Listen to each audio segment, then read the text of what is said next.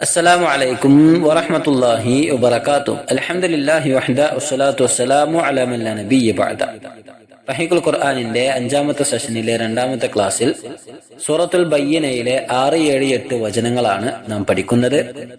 കഴിഞ്ഞ 5 വചനങ്ങളിലായിക്കൊണ്ട് വിശുദ്ധ ഖുർആനിന്റെ അവതരണ ലക്ഷ്യവും വേദക്കാരുടെയും ബഹുദൈവ വിശ്വാസികളുടെയും വിശുദ്ധ ഖുർആനോടുള്ള സമീപനവും മനുഷ്യൻ തന്റെ സൃഷ്ടാവിലേക്ക് നിർവഹിക്കേണ്ടതായ ചില ആരാധനാ മുറകളുമെല്ലാം വ്യക്തമാക്കിയ ശേഷം ജീവിതം നന്മ കൊണ്ടും തിന്മ കൊണ്ടും അലങ്കരിച്ച ഓരോരുത്തർക്കും പരലോകത്ത് വെച്ച് ലഭിക്കപ്പെടുന്ന അനന്തര ഫലങ്ങളെക്കുറിച്ചും അവരവർക്ക് ചാർത്തപ്പെടുന്ന വിശേഷണങ്ങളെക്കുറിച്ചുമൊക്കെയാണ് ശേഷമുള്ള ഈ 3 വചനങ്ങളിൽ പരാമർശിക്കപ്പെടുന്നത്. നോക്കാം. അഊദു ബില്ലാഹി മിനശ് ശൈത്വാനിർ റജീം.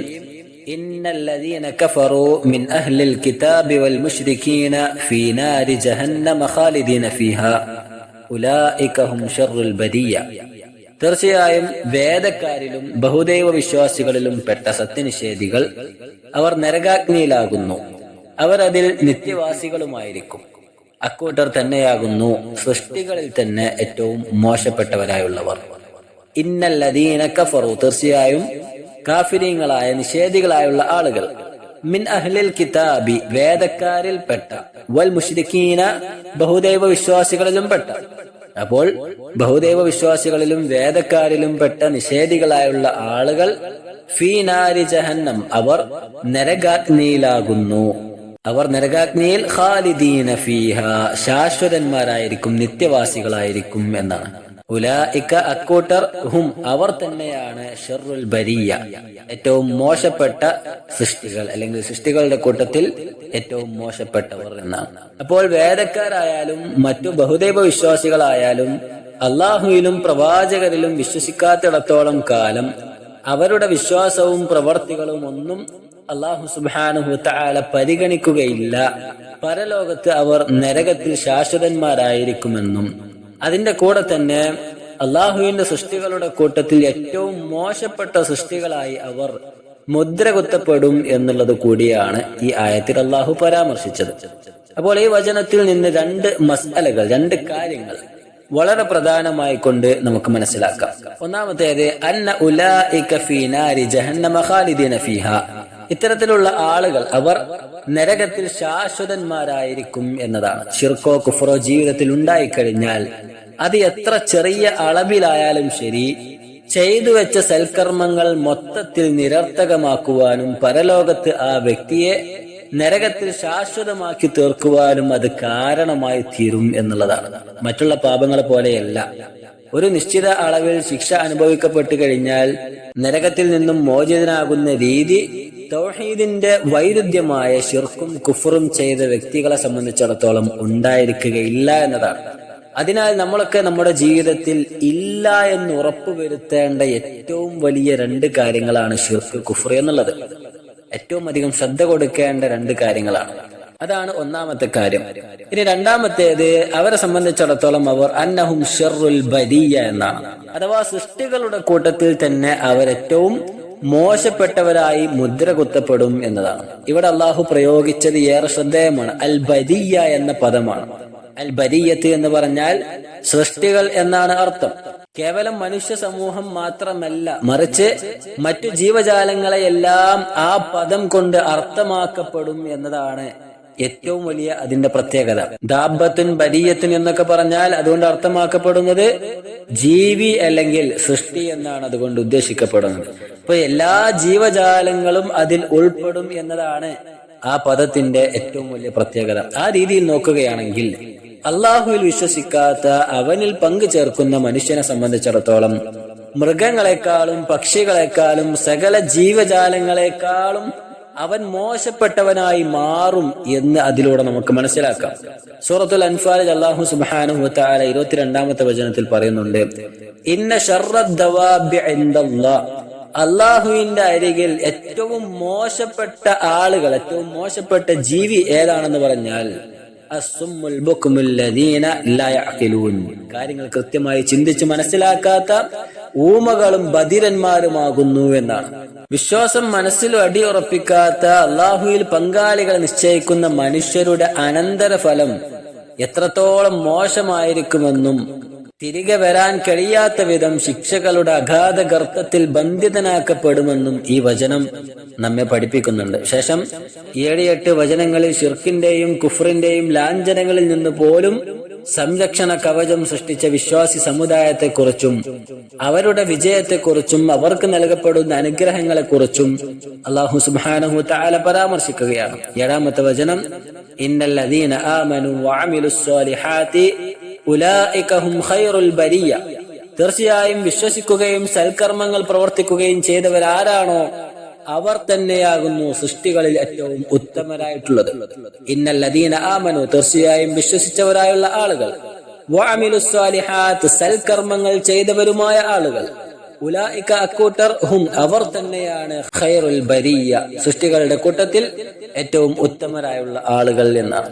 സജ്ജനങ്ങളെ കുറിച്ച് അല്ലാഹു സുബ്ഹാനഹു വതആല പ്രതിപാദിച്ചപ്പോൾ ഇവിടെ 2 കാര്യങ്ങളാണ് ഈ ആയത്തിൽ പ്രധാനമായി കൊണ്ട് പറഞ്ഞിട്ടുള്ളത്. ഒന്നാമത്തേത് ഇന്നല്ലദീന ആമനു, അഥവാ അവർ വിശ്വസിച്ചവരാണ് എന്നാണ്. രണ്ടാമത്തേത് വഅമിലുസ് സ്വാലിഹാത്ത്, സൽക്കർമ്മങ്ങൾ ചെയ്തവരുമാകുന്നു എന്നാണ്.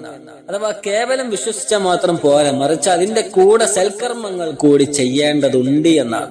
ഹൃദയം കൊണ്ട് ആത്മാർത്ഥമായി അല്ലാഹുവിൽ വിശ്വസിക്കുകയും ശരീരം കൊണ്ട് ആ വിശ്വാസത്തെ അടിയുറപ്പിക്കും വിധത്തിൽ, ഊട്ടിയുറപ്പിക്കും വിധത്തിൽ സൽക്കർമ്മങ്ങളിൽ വ്യാപൃതരാവുകയുമാണ് വിശ്വാസികൾ ചെയ്യേണ്ടത് എന്ന നിർദ്ദേശം ഈ വചനത്തിലൂടെ അല്ലാഹു സുബ്ഹാനഹു വതആല നമുക്ക് പകർന്നു നൽകുന്നുണ്ട്.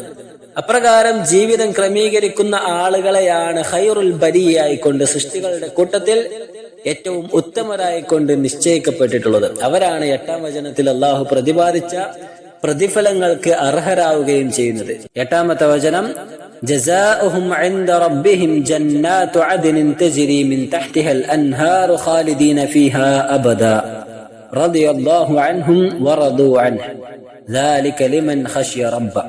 അവർക്ക് അവരുടെ രക്ഷിതാവിങ്കലുള്ള പ്രതിഫലം താഴ്ഭാഗത്ത് കൂടി അരുവികൾ ഒഴുകുന്ന സ്ഥിരവാസത്തിനുള്ള സ്വർഗത്തോപ്പുകളാകുന്നു.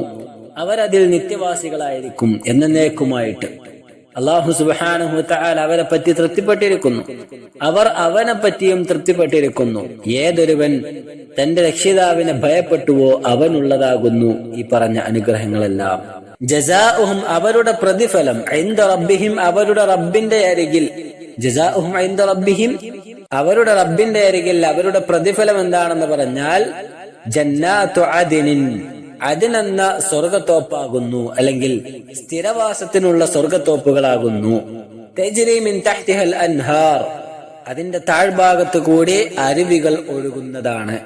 അഥവാ താഴ്ഭാഗത്ത് കൂടി അരുവികൾ ഒഴുകുന്ന സ്വർഗത്തോപ്പുകളാകുന്നു. ഈ പറഞ്ഞ പോലെ വിശ്വാസം അടിയുറപ്പിക്കുകയും സൽക്കർമ്മങ്ങളിൽ നിരതരാവുകയും ചെയ്യുന്ന വിശ്വാസികളുടെ പ്രതിഫലമെന്നാണ്.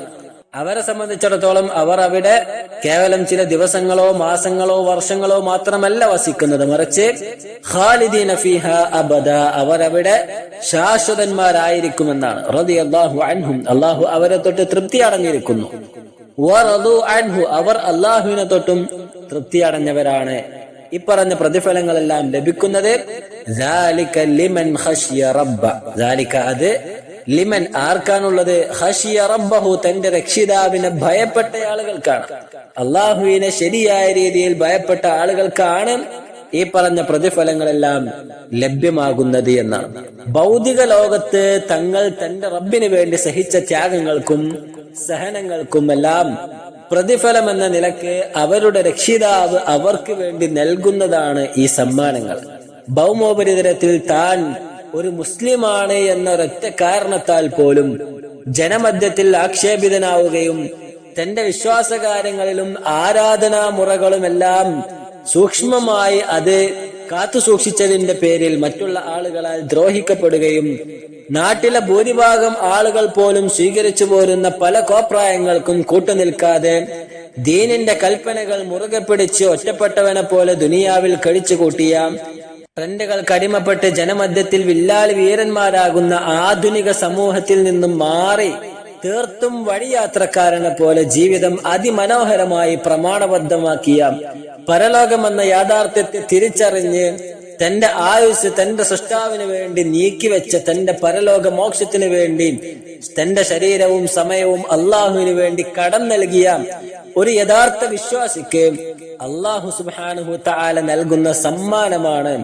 ജന്നാത്തു അദ്നിൻ തജ്രി മിൻ തഹ്തിഹൽ അൻഹാർ, അഥവാ താഴ്ഭാഗത്ത് കൂടി ഒഴുകുന്ന അരുവികളുള്ള സ്വർഗത്തോപ്പുകൾ, സ്ഥിരവാസത്തിന്റെ സ്വർഗത്തോപ്പുകൾ എന്നുള്ളത്. ഒരു തവണ ആ നിഅമത്തിലേക്ക് പ്രവേശിക്കപ്പെട്ടു കഴിഞ്ഞാൽ പിന്നീട് അങ്ങോട്ട് അനുഗ്രഹങ്ങൾ ആസ്വദിച്ച് അറ്റമില്ലാത്ത ജീവിതം നയിക്കുവാൻ ആ മനുഷ്യൻ ഭാഗ്യം ലഭിക്കപ്പെടുകയാണ്. ഖാലിദീന ഫീഹാ അബദ എന്നാ പറഞ്ഞത്. അവരതിൽ നിത്യവാസികളായിരിക്കും, ശാശ്വതന്മാരായിരിക്കുമെന്നാണ്. കൽപ്പനകളും നിരോധനകളും വിധിവിലക്കുകളും അതേപോലെ തന്നെ രോഗങ്ങളും പ്രയാസങ്ങളും ബുദ്ധിമുട്ടുകളും ജരാനരകളും ഒന്നുമില്ലാത്ത അതിസുന്ദരമായ ജീവിതം അവർക്ക് മുന്നിൽ കാണിക്ക വെക്കപ്പെടുകയാണ്.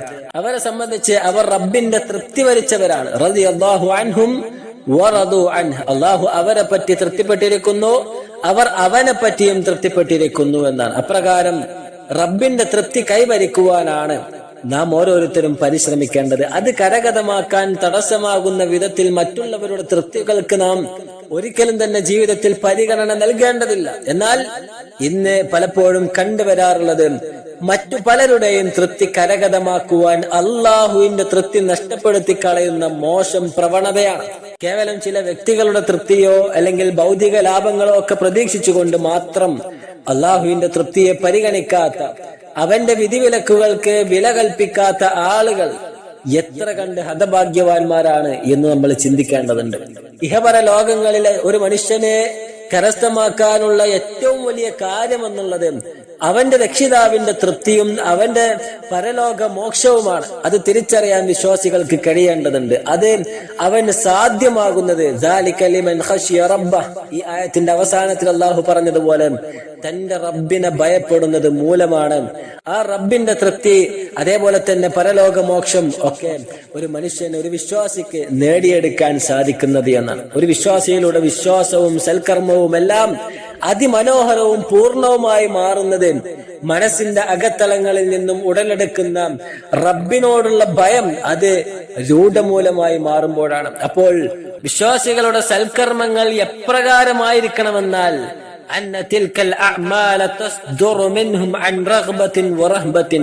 അഥവാ പ്രതീക്ഷകൾ അർപ്പിച്ചുകൊണ്ട് റബ്ബിനെ ഭയപ്പെട്ടുകൊണ്ടായിരിക്കണം അവന്റെ കർമ്മങ്ങൾ അവൻ നിർവഹിക്കേണ്ടത്, സൽക്കർമ്മങ്ങളിൽ അവൻ വ്യാപൃതനാകേണ്ടത് എന്ന്. റഗ്ബത്തിൻ ഫീമാ ഇൻദല്ലാഹ്, അല്ലാഹുവിങ്കലുള്ള കാര്യങ്ങൾ, അല്ലാഹുവിൽ നിന്നുള്ള പ്രതിഫലങ്ങൾ അത് കാംക്ഷിച്ചുകൊണ്ടായിരിക്കണം സൽക്കർമ്മങ്ങളിൽ മുഴുകേണ്ടത്.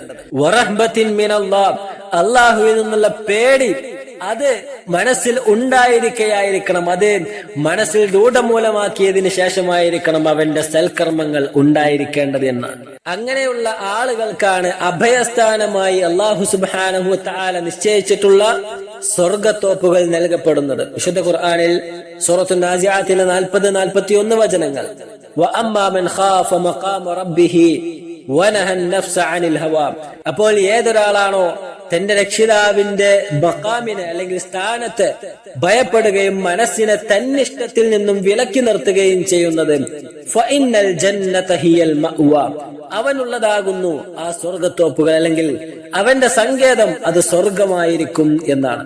അള്ളാഹുവിൽ നിന്നുള്ള ആ ഭയം മനസ്സിൽ ഉണ്ടാക്കിയെടുക്കുന്ന ആളുകൾക്കാണ് അവന്റെ കൽപ്പനകൾ ശിരസാവഹിക്കുവാനും അവന്റെ നിരോധനകൾ ജീവിതത്തിൽ നിന്ന് തുടച്ചു മാറ്റുവാനും സാധിക്കുകയുള്ളൂ. അതുകൊണ്ടാണ് പണ്ഡിതന്മാർ പറഞ്ഞത്, അന്ന സിഫത്തുൽ ഖൗഫി മിനല്ലാഹി തആല ഹിയ അജ്മഉ സിഫാത്തിൽ ഖൈരി ഫിൽ ഇൻസാൻ, അതാ അല്ലാഹു സുബ്ഹാനഹു വ തആലയിലുള്ള ഭയം, അല്ലാഹുവിനെ ഭയപ്പെടുക എന്ന ആ ഒരു വിശേഷണം, അതാണ് യഥാർത്ഥത്തിൽ ഒരു മനുഷ്യന്റെ നന്മകളുടെ പൂർണ്ണമായ വിശേഷണങ്ങൾ ഒത്തിണങ്ങിയിട്ടുള്ള കാര്യമെന്നുള്ളതാണ്. അപ്പോൾ ഒരു മനുഷ്യന്റെ നന്മകൾ ഒത്തിണങ്ങുന്ന വിശേഷണമാണ് അൽ ഖൗഫു മിനല്ലാഹ്, അല്ലാഹുവിനെ ഭയപ്പെടുക എന്നുള്ളത്. ലിഅന്നഹാ സിഫത്തുൽ ലിൽ മലായികത്തിൽ മുഖറബീൻ, കാരണം അത് സാമീപ്യം ലഭിക്കപ്പെട്ടവരായ മലക്കുകളുടെ വിശേഷണമാണ്. വിശുദ്ധ ഖുർആനിൽ അല്ലാഹു പറഞ്ഞു മലക്കുകളെ സംബന്ധിച്ച്, സൂറത്തുൻ നഹ്ൽ കാണാം 50-ാമത്തെ വചനം, യഖാഫൂന റബ്ബഹും മിൻ ഫൗഖിഹിം വയഫ്അലൂന മാ യുഅ്മറൂൻ, തങ്ങളുടെ മുകളിൽ നിന്ന്